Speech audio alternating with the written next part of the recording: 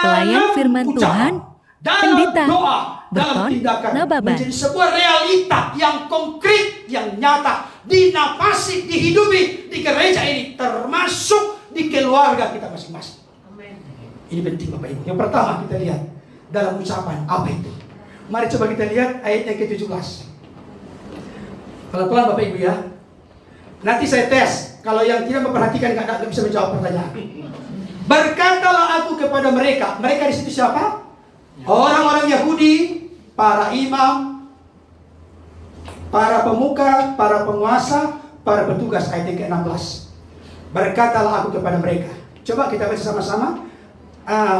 Penggalan kalimat yang pertama, 2 ya. Kamu lihat kemalangan yang kita alami. Terus, yang di Yerusalem telah menjadi reruntuhan dan pintu-pintu gerbangnya telah terbakar.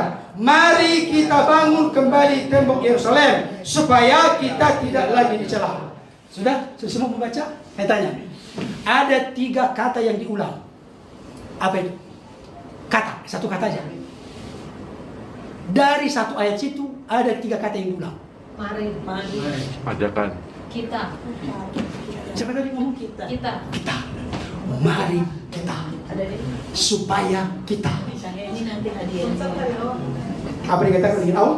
Kamu lihat kemalangan yang kita alami. Apa itu saudara? Kata kita ini menjadi pedoman. Kita, bukan aku, bukan lo, bukan kau, tapi kita. Ini penting. Orang Batak saya bangga dengan suku Batak. Tapi kadang-kadang kelewatan. Kelewatannya orang Batak tahu. Bapak Ibu Saudara. Kelihatannya saya lihat aneh-aneh aja begini. Orang Batak itu kalau menyebutkan nama orang, itu si Petrus, si Paulus, si Yohanes, yang sedikit agak elegan lah, Rasul Petrus gitu loh. Si Petrus gitu. Yang paling parah si Yesus. Sampai begitu gitu. Tapi ada satu yang bagus. Tapi seringkali omong kosong. Apa itu?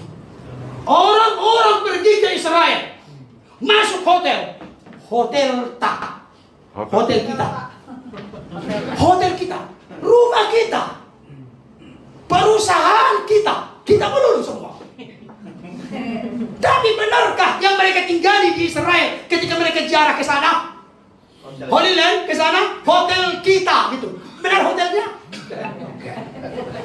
Tapi omongan itu bagus sekali. Jabuta. Tata ini bagus sekali. Kita ini bagus. Tapi Nehemia gak model seperti itu. Ketika dia ngomong kita Bapak Saudara, memang benar. Dia adalah asli orang Yerusalem, orang Israel. Tapi jangan lupa, dia itu adalah seorang pejabat penting yang ada di Puri Susan, di bawah kerajaan kekuasaan Artasasta. Dia sebagai seorang juru minuman. Juru minuman itu tidak main-main. Arti juru minuman artinya adalah sebelum raja meminum minuman itu, maka minuman itu terlebih dahulu dicicipi oleh juru minuman. Jangan-jangan sampai ada yang meracun sehingga raja jadi celaka.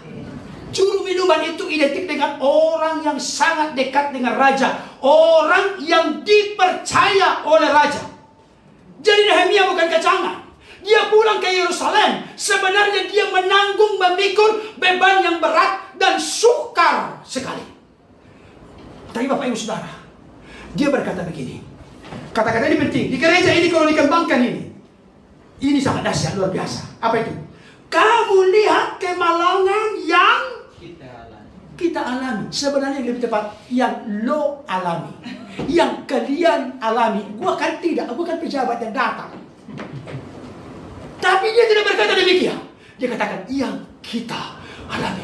Saya mau kasih tahu. Kata kita ini membakar semangat kesatuan dari bangsa Israel. Walaupun tembok-temboknya telah runtuh, walaupun pintu-pintu gerbangnya telah terbakar habis oleh api. Bapak Ibu Saudara, Prinsip kepekaan batin untuk mempersamakan diri itu penting, sangat penting.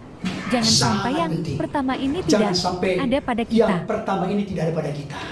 KRI diaspora Cao itu kan gembalanya. di situ. Buat apa urusan saya itu? Enggak ada sentuh sama saya itu. Enggak ada kaitannya dengan saya itu. Udahlah, kalau mau mati, matilah itu. Kalau mau hidup, hiduplah. Terserah aja di situ. Itu enggak mirip dengan Nehemia, apalagi dengan Yesus. Ini, Bapak Ibu saudara, ini penting. Ini membakar semangat mereka.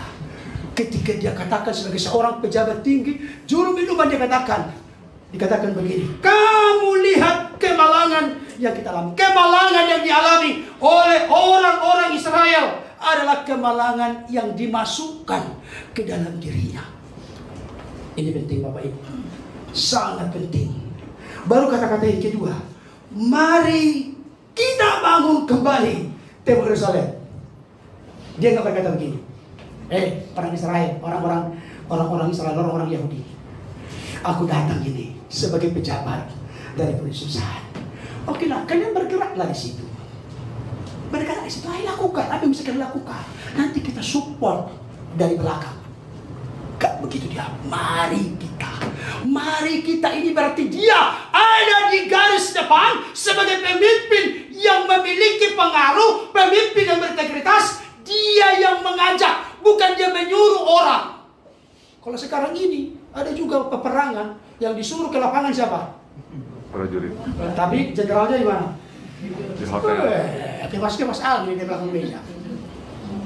Ini begini. Saya kasih tahu. Banyak sekarang pemimpin nunjuk. Nah, ini begini. Terus, harus selesai begini. Tidak. Tapi dia katakan, mari kita bangun kembali. Dia pemimpin yang berperan sebagai pemimpin yang memberikan teladan. Itu dia. Nehemia seperti itu Bapak Ibu. Dikatakan lagi supaya kita tidak dicela. Kata kita kembali muncul. Itu yang pertama, mempersamakan diri dalam hal ucapan. Ucapan ini penting. Jangan pernah menyepelekan ucapan. Memang Efesus 4 ayat 29 berkata, janganlah perkataan-perkataan kotor keluar dari mulutmu, tapi pakailah perkataan yang membangun, di mana seorang nanti bisa beroleh kasih karunia. Jangan perkataan kotor, perkataan sia-sia, perkataan omong kosong.